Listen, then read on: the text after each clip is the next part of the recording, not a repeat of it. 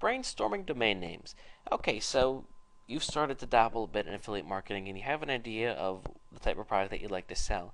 You need to come up with your own domain name so you can have either a website or maybe even just a small page about what you're promoting. So how do you go about doing that? Well, I would suggest that you brainstorm, that you think about possible domain names. I want to go ahead and show you GoDaddy is the most popular domain registrar, and it is who we're going to be using, for example here. So let's say that I sit down and I come up with some domain names. I would encourage you to just write them down, and then you can come here and see if they're available. So let's say that I decide that I want it to be dog training. Okay. Well, first of all, that is way too general, and unfortunately, probably taken about 2 seconds after the internet went online. So it's not available. However, it's actually so general they didn't even give me. They did give me some things that are available. Dog travel training, my pet training online. That's actually not too bad. So you can see how GoDaddy helps you. They say, sorry, this is taken, but here are some additional suggestions. Dog company training, pet memory training. Let's try it again. Let's say dog training help. Let's see what comes up.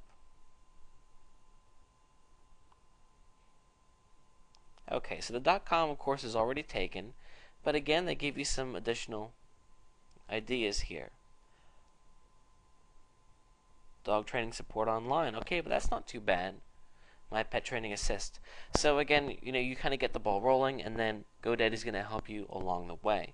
Now, as you start to come up with different ideas, I want to ask you to compare them against some tips that I'm going to share with you right now.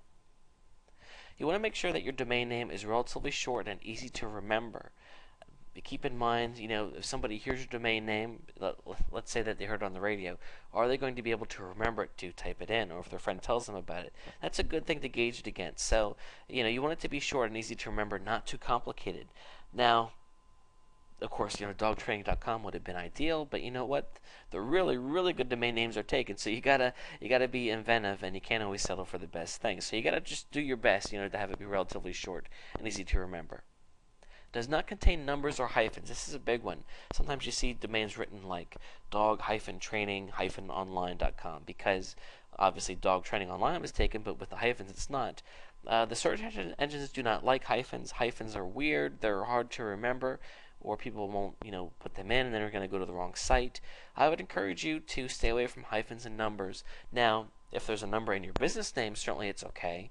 But generally speaking, I would not suggest adding numbers, like you wouldn't want your site to be dog training 33 if there's no reason for it to be 33, because that's not going to fare well for you.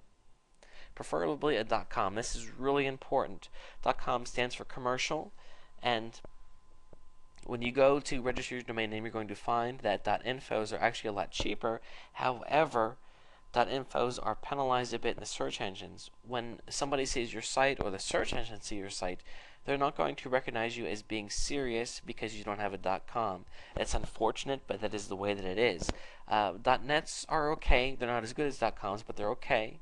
But how many times do you see a commercial on TV for something and it's not a .com? Keep that in mind. You want to make sure it's free from trademark infringement. I wouldn't suggest having a website that was something like Facebook Secrets, because Facebook does not like their name in other people's domain names because they own the name. So keep that in mind too. Is it a good representation of your website? Sometimes, I sit down and I try to find a domain name, and when the ones that I'm looking for are taken, I start to kind of go off to the left, and I might end up with something that sounds good, but it's not a good representation of what I'm trying to sell. So that's actually bad. So just keep all those things in mind, and brainstorm and come up with a couple, and then kind of narrow it down. Sometimes you might want to ask your friends or your wife or your spouse or whatever, what do you think about this? What do you think about that? And just think about it, because it is a name for your business. It is not something that's easy to change. You set up a site with a domain and you start to promote it. You do not want to change it down the road because you're going to lose some things. So keep that in mind and take some time. I won't fret over it too much, But come up with something that's going to be good for you. In the next video series, we'll talk about what to do once you have your domain name figured out.